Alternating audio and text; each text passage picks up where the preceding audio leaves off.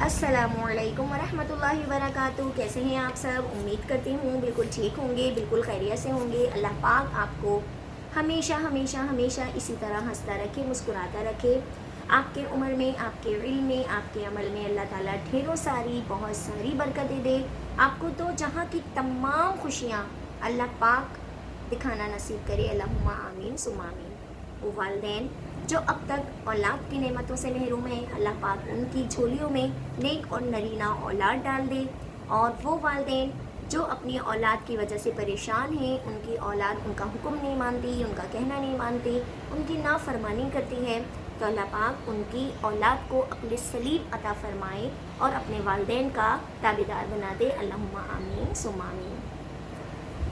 रसूल अल्लाह सल्लल्लाहु अलैहि वसल्लम ने फरमाया, अल्लाह ताला फरमाते हैं, मेरे ज़िक्र के लिए वक्त निकालो, मैं तुम्हारे काम में बरकत अता करूँगा, वरना दुनियावी कामों की कसरत तुम पर इस कदर मुसल्लत कर दूँगा, इस कदर मुसल्लत कर दूँगा कि तुम्हें फुर्सत ही नहीं होगी और तुम सुकून से महरूम रहोगे। तो खुदारा वक्त निकालें, अल्लाह के आगे सजदा लाजमी किया करें। ज़िंदगी बहुत तेज़ी के साथ गुज़र रही है, दिन रात बहुत तेज़ी के साथ गुज़रते जा रहे हैं। ना जाने कब ज़िंदगी हमारे हाथों से ले ली जाए, ये सांसें हमारी बंद कर दी जाए। तो खुदारा अपनी आखिरत की भी फ़िक्र कीजिए और अल्लाह ताला के सामने शर्मिंदा होने से बचते रहें और बचने की कोशिश कीजिए। पाँचों वक्त के नमाजी बन जाएं, अच्छे लोगों की सोहबत में उठें बैठें, अच्छे काम करें। कोशिश कीजिए अपने ज़बान को ज़िक्र अल्लाह से तर रखें, अपने दिल को नरम रखें, दूसरों के लिए मोहब्बत अपने दिल के अंदर पैदा कर लें, कायम रखें। हमेशा अपने से नीचे देखें, अपने से ऊपर मत देखें। अपने से ऊपर देखेंगे तो आपके अंदर हिरस बढ़ जाएगी, अगर अपने से नीचे देखेंगे तो आप खुश रहेंगे। ये भी देखेंगे आप कि दुनिया में वो लोग भी हैं जो आपसे नीचे होने के बावजूद खुश हैं अपनी ज़िंदगी में। अपने आप को सिर्फ एक मशीन बना के मत रखें कि पैसे कमाने की आप मशीन हैं। आपने सिर्फ पैसे कमाना है, खूब मेहनत करनी है, अपने वालिदैन के लिए मेहनत करनी है, अपने बीवी बच्चों के लिए मेहनत करनी है, आपने जायदाद जमा करनी है, आपने मकानात बनाने हैं, महलात बनाने हैं। आप यकीन कीजिए ये जायदाद, ये ज़मीन, ये मकान सब कुछ यहीं रह जाएगा, सब कुछ इसी दुनिया में रह जाएगा। सिर्फ आपके साथ आपका अमल जाएगा। और वो अमल आप कब करेंगे?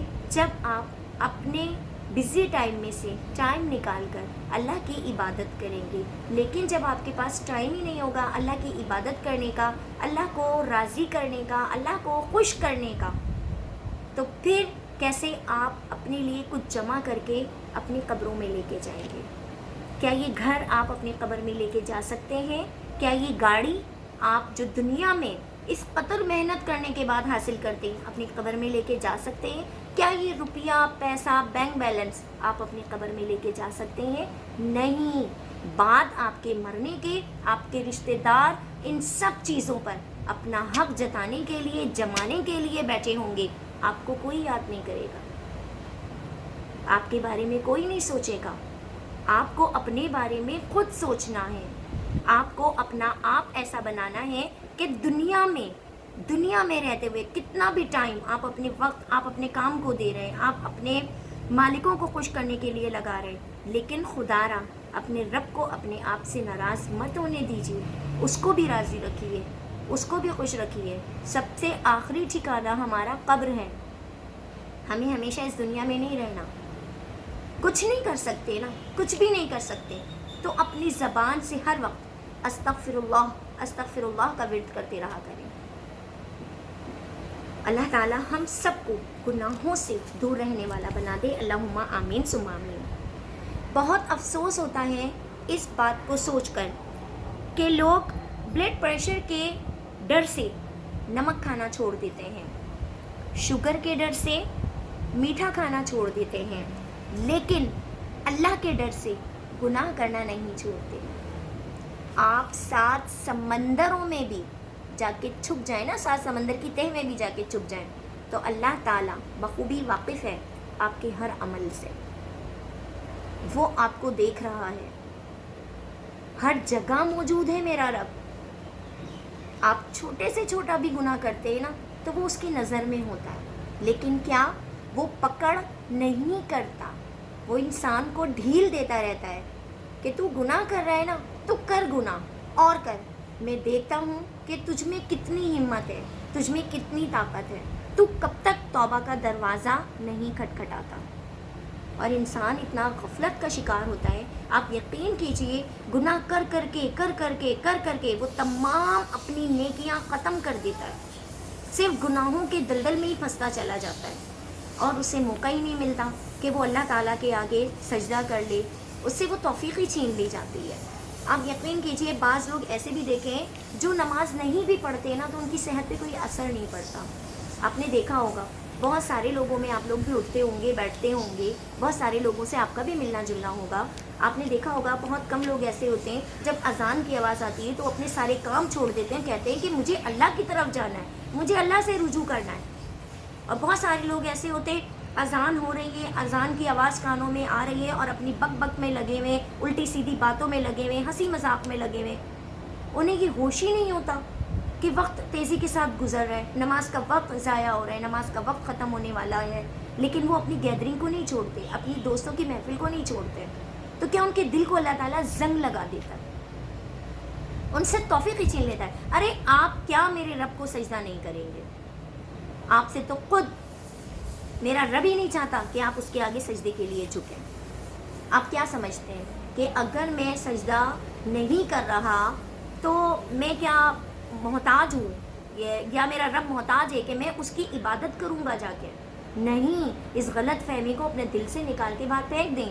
اللہ تعالیٰ چاہتا ہی نہیں ہے کہ آپ اس کے آگے آ کے سجدہ کریں. کتنی بڑی افسوس کی بات ہے یہ، بہت افسوس کی بات.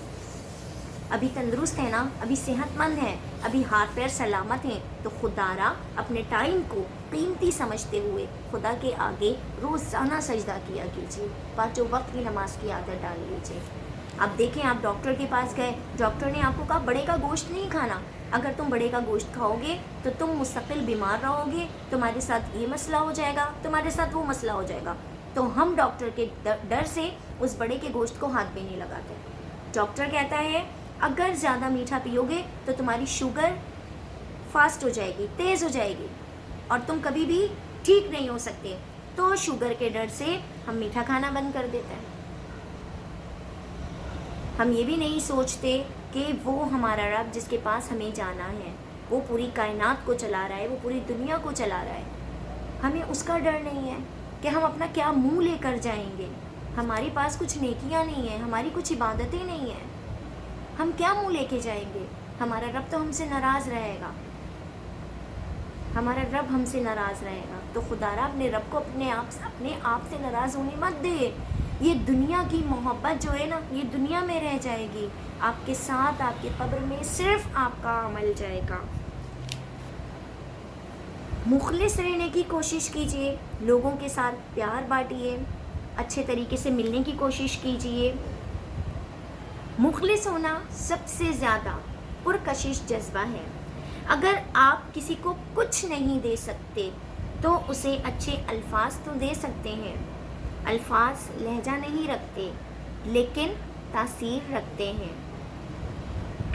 شاید آپ کے الفاظ کسی کے لیے راہ حیات بن جائیں. یقین جانیے وہ لوگ بہت خوش نصیب ہوتے ہیں جو لوگوں کی دعا میں شامل ہوتے ہیں. روشنی بنے اپنے لیے بھی اور دوسروں کے لیے بھی. اللہ رب العزت آپ اور آپ سے جڑے ہر رشتے کو سدا خوش اور سلامت رکھے. 5 وقت کے نمازی بن جائیں، گناہوں بھری زندگی سے توبہ کر لیں، اچھے لوگوں کی صحبت میں بیٹھیں، اچھے لوگوں کی صحبت میں آنا جانا شروع کر دیں، محفلوں میں آنا جانا شروع کر دیں. آپ دیکھیں آپ کی زندگی کس قدر بدل جائے گی. امید کرتی ہوں آج کی میری ویڈیو آپ کو پسند آئی ہوگی، اور پلیز میری کسی بات سے، میرے کسی جملے سے آپ کی دل آزاری ہوئی ہو تو مجھے معاف کیجیے گا. معافی مانگتے رہنے سے انسان چھوٹا بڑا نہیں ہوتا، بلکہ خود اپنے دل کے اندر یہ بات ہوتی ہے کہ ہم نے اپنے دل کو، اپنے آپ سے کسی کو ناراض نہیں کیا. تو معافی مانگتے رہا کریں. انشاءاللہ زندگی رہی تو نیکسٹ ویڈیو کے ساتھ ایک بار پھر آپ کے سامنے حاضر ہوں گی. جب تک کے لیے اجازت چاہتی ہوں. السلام علیکم ورحمۃ اللہ وبرکاتہ.